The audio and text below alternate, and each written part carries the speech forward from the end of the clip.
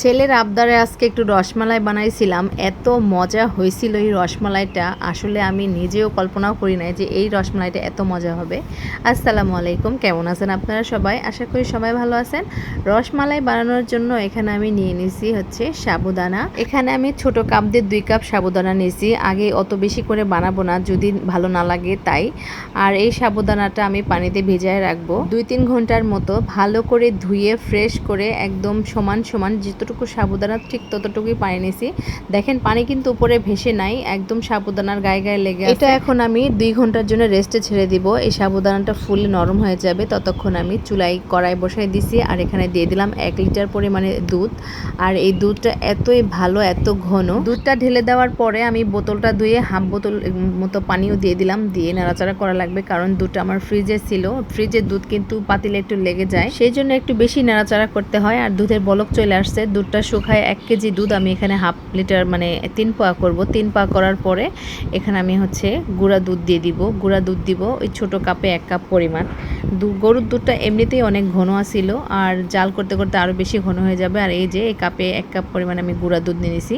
একটু একটু করে গুঁড়া দুধ দিব আর ভালো করে নাড়াচাড়া করব। আসলে সবগুলা দুধ একসাথে ঢেলে দিলে কিন্তু দলা পেকে যায়, সেজন্য একটু একটু করে দিয়ে আমি খুব ভালো করে মিক্স করে জাল দিতে থাকলাম ওটা। আর এখানে আমি এই যে সাবুদানাগুলো একদম পানি চুষে খেয়ে নিছে, আর হচ্ছে এটা ভিজে গেছে, খুব সুন্দরভাবে নরম হয়েছে। এটাকে আমি হাত দিয়ে এখন মুথে নিব, মানে তত ভালো করে মুথে নিলে এটা একদম ছানার মতো হয়ে যাবে, যেন মিষ্টি আকার দেওয়াটা খুব সহজ হয়ে যাবে।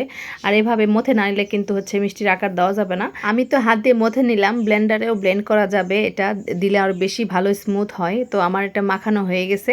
এটা আমি আরও 5-10 মিনিটের জন্য এভাবে রেস্টে রেখে দিব। দিয়ে তারপরে হচ্ছে হাতটা ধুয়ে নিয়ে আমি মিষ্টি বানানোর জন্য চলে আসছি এখন। আর হাতে মিষ্টি বানানোর জন্য একটু আগে হাতে একটু ঘি মাখায় নিলাম, এতে হাতে লেগে যাবে না। আর সাবুদানাটা আমার একটু নরম নরমই হয়েছিল, আর একটু পানি কম, ভেজানোর সময় একটু পানি কম দিলে ভালো হইতো। তো এভাবে আমি একটা একটা করে সবগুলো মিষ্টি বানায় নিব। আর দেখ আমি একটু বড় বড় সাইজই রাখছি, অতিরিক্ত বেশি মিষ্টি না, অল্প।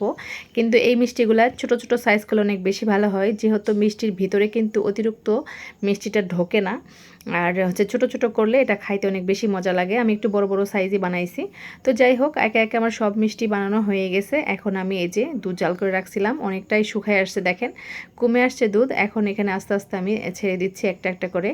একবারে ঢেলে দেইনি, এতে হচ্ছে একদম দলা মানে জমাট লেগে যাবে। তো একটা একটা করে মিষ্টি দিয়ে দিলাম। দেওয়ার পরে একটু পরে আমি নাড়াচাড়া দিচ্ছি, নিচে যেন লেগে না যায়। আর দুধের মধ্যে দেওয়ার সাথে সাথে দেখেন খুব সুন্দর একটা কালার চলে আসছে। এটা এখন ততক্ষণ নাড়াচাড়া করব যতক্ষণ না সেদ্ধ হয়ে আসে। আর সেদ্ধ হয়ে যাওয়ার পরে এখানে আমি চিনি দিয়ে দিব। চিনি কিন্তু আগে আমি মিক্স করিনি।